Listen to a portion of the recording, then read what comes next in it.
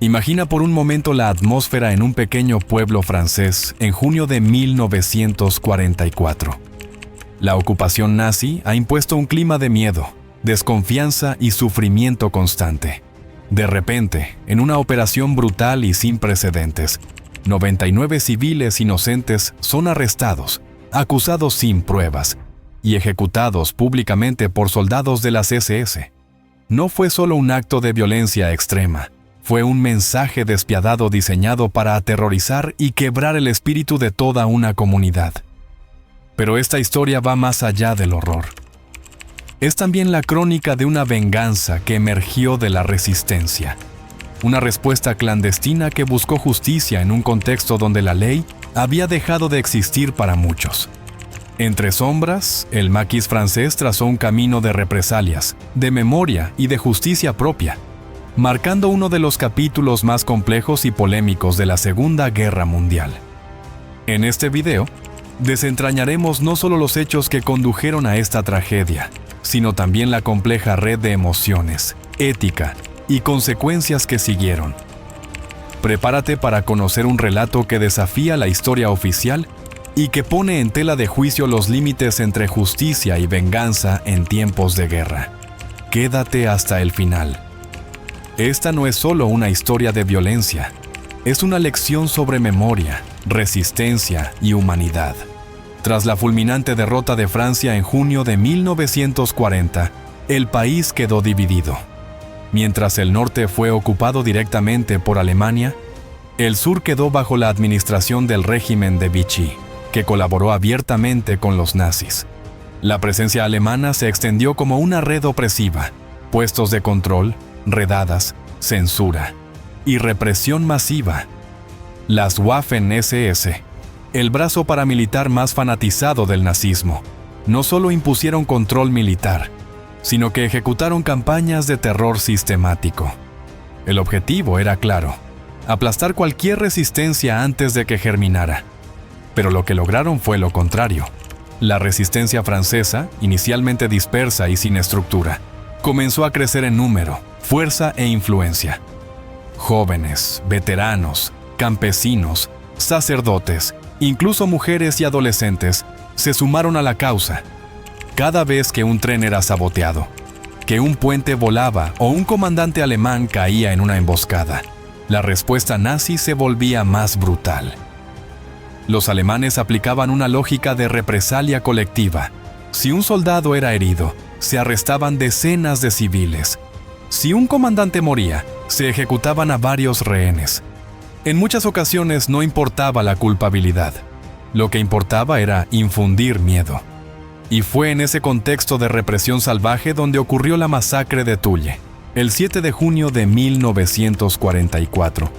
Apenas un día después del desembarco de Normandía, la ciudad de Thule fue sacudida por una ofensiva de la resistencia.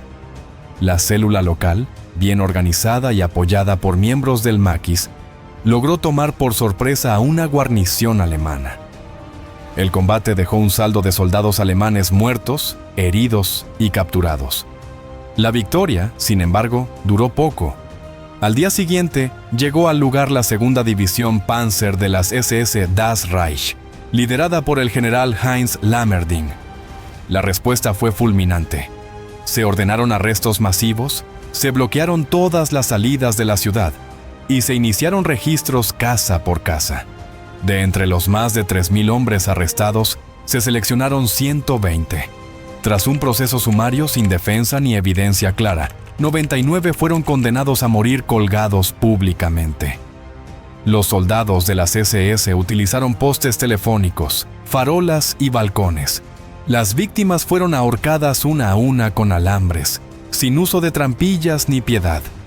La agonía era larga, el dolor visible, el terror insoportable. Mujeres, niños y ancianos fueron obligados a presenciar el espectáculo. Algunos cadáveres fueron dejados colgando durante más de 24 horas. El mensaje era claro: cualquiera que colaborase con la resistencia sería exterminado. Pero la historia no terminó allí.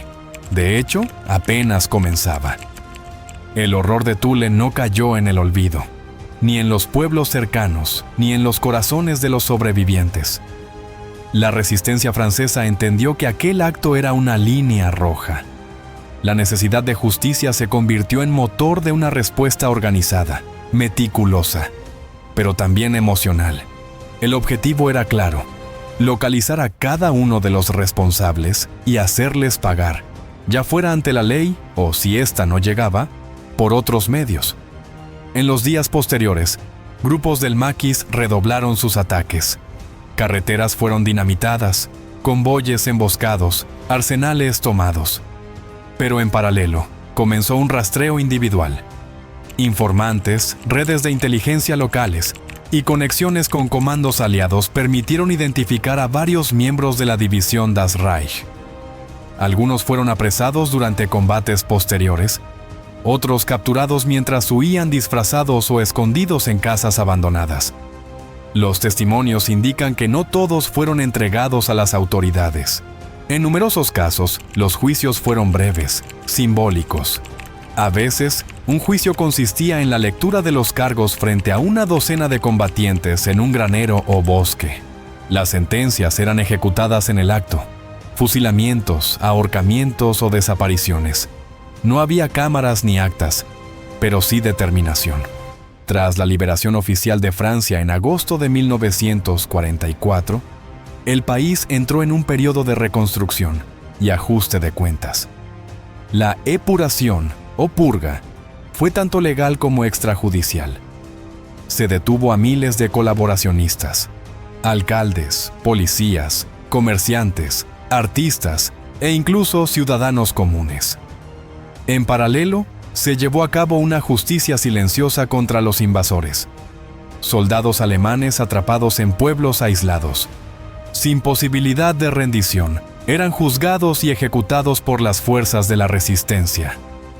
Heinz Lammerding fue condenado a muerte in absentia por su responsabilidad directa en Thule y en la masacre de Oradour-sur-Glane. Sin embargo, Alemania nunca lo extraditó y vivió el resto de su vida en libertad. Murió en 1971, generando una ola de indignación en Francia. Pero otros miembros de su división no tuvieron tanta suerte. Se estima que al menos medio centenar de soldados de las SS, responsables de crímenes contra civiles en Francia, desaparecieron en los años posteriores al conflicto. Algunos probablemente se escondieron bajo nuevas identidades, otros fueron ejecutados en represalias no oficiales. Los archivos desclasificados en los años 90 y 2000 arrojan luz sobre este periodo. Comunicaciones entre células de la resistencia, informes aliados y listas de sospechosos. En ellos queda clara la sistematicidad con la que se llevó a cabo una forma de justicia que nunca fue reconocida por tribunales, pero que fue profundamente celebrada por muchas comunidades locales. La historia de Thule es uno de los capítulos más impactantes y menos discutidos de la Segunda Guerra Mundial en Francia. Por un lado, se recuerda con solemnidad a los 99 hombres colgados. Cada año, se realizan actos conmemorativos, y sus nombres están inscritos en placas y monumentos.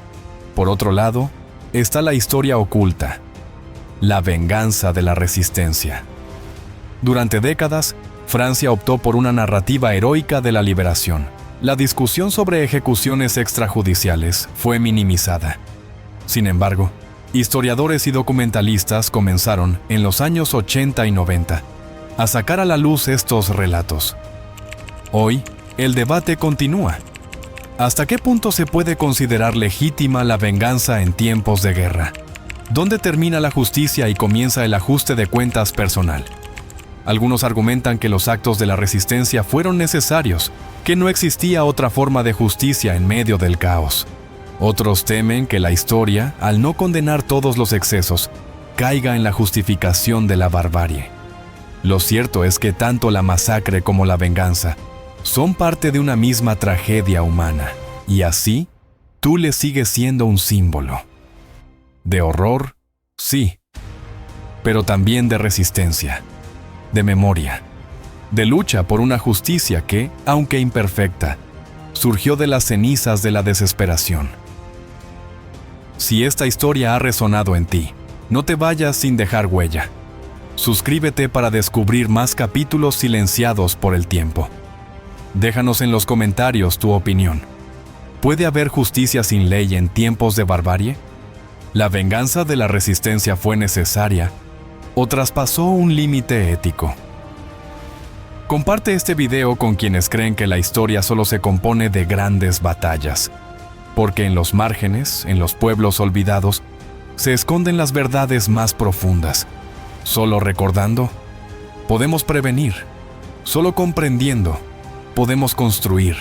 Esta historia no debe repetirse, y para eso debe ser contada.